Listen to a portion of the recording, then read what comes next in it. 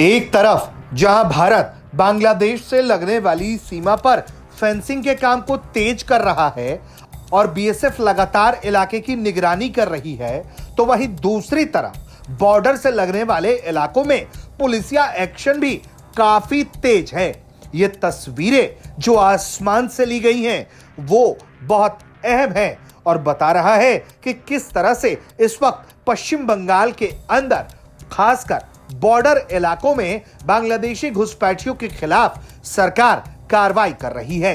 दरअसल ये तस्वीरें ड्रोन के जरिए ली गई हैं और जिस तरह से ये तस्वीरें ली गई हैं उसका मकसद ये है कि किसी भी तरह का बॉर्डर के इलाके में संदिग्ध गतिविधि हो तो उसकी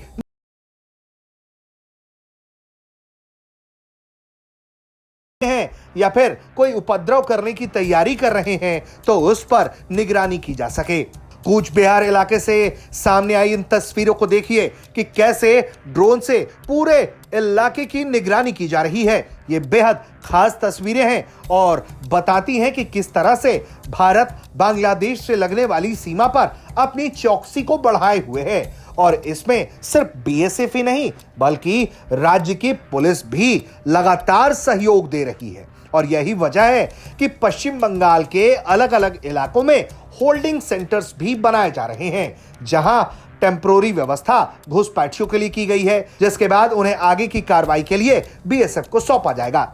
दरअसल हो ये रहा है कि जब भी कोई घुसपैठिया वापस जाने के लिए सीमा के पास पहुंच रहा है तो पुलिस उनका डॉक्यूमेंटेशन कर रही है। इसके बाद पुलिस उन्हें वहां से हटाकर होल्डिंग सेंटर पहुंचा रही है।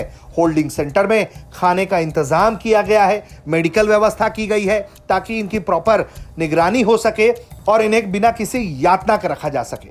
सबसे बड़ी बात यह है कि इस होल्डिंग सेंटर पर उन्हें तब तक ही रखा जाएगा जब तक आगे की कागजी कार्रवाई नहीं हो जाती है। जैसे ही कागजी कार्रवाई पूरी होगी इन्हें बीएसएफ को सौंपा जाएगा।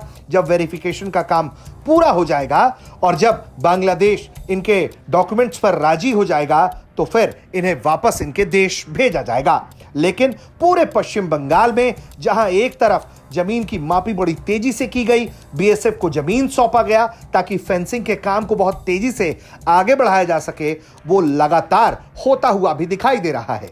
इसके अलावा पश्चिम बंगाल से लगने वाले बांग्लादेश की सीमा पर जहां चौकसी बरती जा रही है तो दूसरी तरफ इस बात को भी पुख्ता किया जा रहा है कि कोई घुसपैठिया गलत तरीके से वापस ना जाए और ना ही कोई घुसपैठियों का ग्रुप कोई उपद्रव कर पाए। जहां शक हो रहा है पुलिस वहां लगातार छापेमारी भी कर रही है। ब्यूरो रिपोर्ट, भारत तक।